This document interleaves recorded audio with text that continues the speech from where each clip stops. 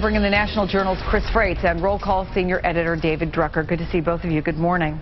Good morning, Chris. Chris, comparing background checks to genocide. Bottom line, is that an indication of how tough this could all get in the House? Absolutely. There was a lot of celebration among Democrats this week. They finally found a dance partner in Senator Pat Toomey, a Republican from Pennsylvania, to help get a background checks bill that would get some bipartisan support through the Senate. They opened up debate. We're going to have debate next week. Lots of patting on the back. But let's remember, there are a number, half dozen or so, vulnerable Senate Democrats who are unlikely to vote for any final legislation. Just because they voted to begin debate doesn't mean that they'll vote to end it or to vote for the final product of that debate. And then it still has to go to the House. And as you point out, you have Republicans there who are very, very conservative. They're from conservative districts, and there's not a lot of reason for them to pass anything on gun laws. And it's going to be a much tougher road for them to hoe on the House side. Yeah, convincing people to get on board with this, you know, beyond just bringing it up for debate. On Tuesday, we know that that Gabby Giffords and Mark Kelly are going to be at the Capitol, and Mark Kelly's actually been making robocalls to support Toomey and Manchin. Let me play you a little bit of that. I'm calling to thank your Senator, Pat Toomey, for working across party lines to sponsor critical legislation to keep guns out of the hands of criminals and the mentally ill by expanding background checks.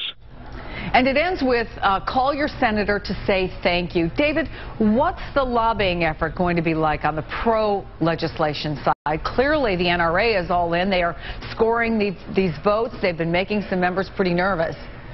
Well, Chris, the lobbying effort on both sides, including the pro side, has been very intense. It'll continue to be very intense. But, you know, in a weird way, I really think that the lobbying effort from either side is going to have less of an effect than some people think, because opinions on guns and gun control are already so ingrained, and the political consequences, either pro or against, are also very known. I mean, one of the reasons I think Pat Toomey joined with Senators Manchin and Schumer to create this bill and start debate was because he's running for re-election in 2016, and the Philly suburbs are going to be very important, and there's probably a lot of support for something like this in that part of Pennsylvania.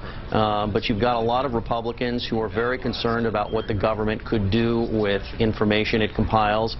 This is one of those issues that tend to define your politics, and so I think that regardless of all of the attention that lawmakers in both the House and Senate are going to get from the pro and against forces, to be honest with you, I think a lot of the way that they approach this issue has already, in a sense, been determined.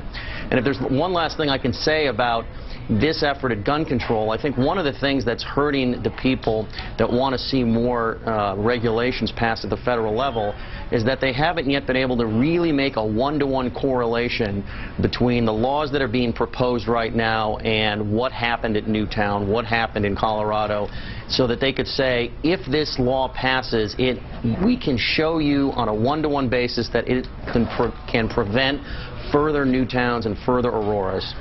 Let me bring in Senator Bob Menendez, Democrat from New Jersey. Always good to see you, Senator. Good morning.